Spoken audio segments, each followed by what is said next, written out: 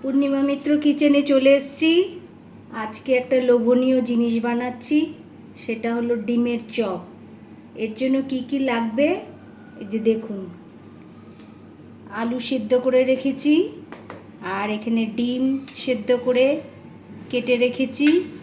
আর এর জন্য লাগবে, আলুটা পুর তৈরি করার জন্য লাগবে কাঁচা লঙ্কা, ধনে পাতা, পেঁয়াজ কুচি, আর এর মধ্যে একটু লবণ, ধনের গুঁড়ো, লঙ্কার গুঁড়ো একটু দিয়ে রেখেছি। এটা দিয়ে আমি আলুর পুরটা তৈরি করব।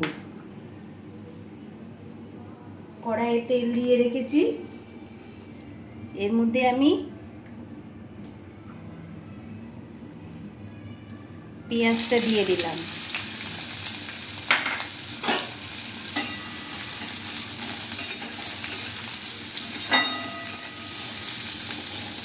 পেঁয়াজটা একটু ভাজা ভাজা, একটু লালচে টাইপের হয়ে গেলে আমি এর মধ্যে আলুটা দিয়ে দেব। পেঁয়াজটা লাল লাল হয়ে গেছে, এরপরে আমি আলু সেদ্ধ দিয়ে দিচ্ছি এর ভিতরে পুরটা রেডি করার জন্য।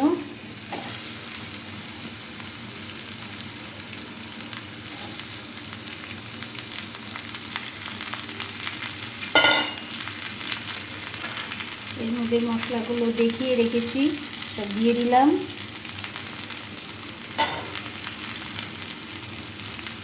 আর ধনে পাতা কুচিটাও দিয়ে দিলাম। এভাবে নেড়ে আলুর পুরটা রেডি করব। এইভাবে আপনারা করে দেখবেন, চপ খুব ভালো হবে। দেখতে থাকুন আমি কিভাবে বানাচ্ছি পুরটা। আমার রেসিপিটা ভালো লাগলে লাইক কমেন্ট একটু শেয়ার করে দিয়েন, আর নতুন হলে একটু সাবস্ক্রাইব করলে আমার একটু সুবিধা হয়।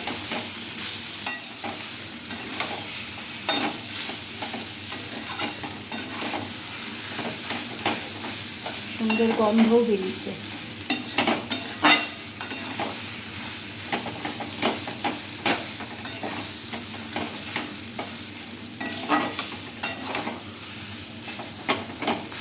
পুরটা রেডি হয়ে গেছে। এবার আমি দেখুন ব্যাটারটা কিভাবে তৈরি করি। এর মধ্যে হলুদ গুঁড়ো, লঙ্কার গুঁড়ো, একটু লবণ আমি দিয়ে রেখেছি।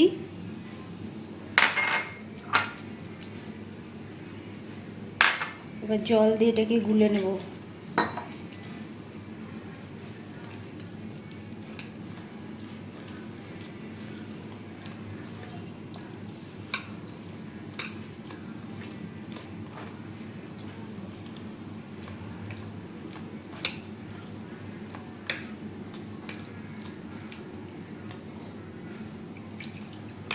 আর একটুখানি পাতলা করি।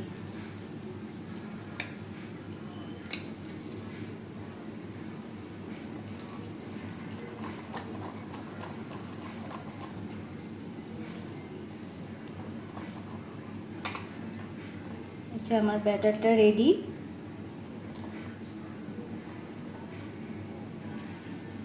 আসছি কিছুক্ষণ পরে। যে চলে এসছি, আলুর পুরটা ঠান্ডা হয়ে গেছে। এখান থেকে একটুখানি নিয়ে দেখুন আমি কি করে করছি। এইভাবে করে পুর যেমন করে ঢোকায় এইভাবে নিয়ে এভাবে একটা ডিমের পুর দিয়ে দিলাম।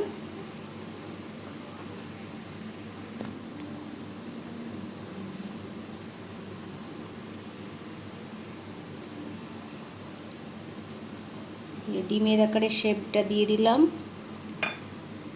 এইভাবে আমি সবকটা বানিয়ে নিচ্ছি।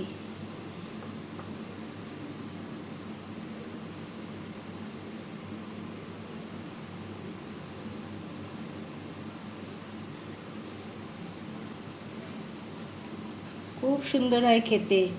হট করে বাড়িতে লোকজন চলে আসলে এইভাবে চপ, হয়তো দোকান দূরে আছে, আছে, এইভাবে ঘরে বানিয়ে দেবেন, খুব টেস্ট।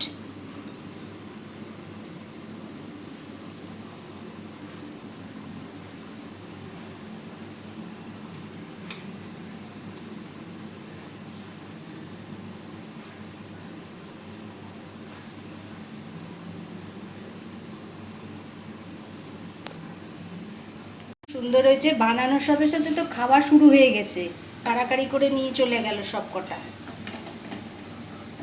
এই দেখুন খুব সুন্দর হয়েছে। খেতেও যেমন সুন্দর, খুব ভালো লাগবে। এই যে আমার রেডি হয়ে গেছে ডিমের চপ, সাথে পেঁয়াজ আর সসের সাথে এই চপ খাবো।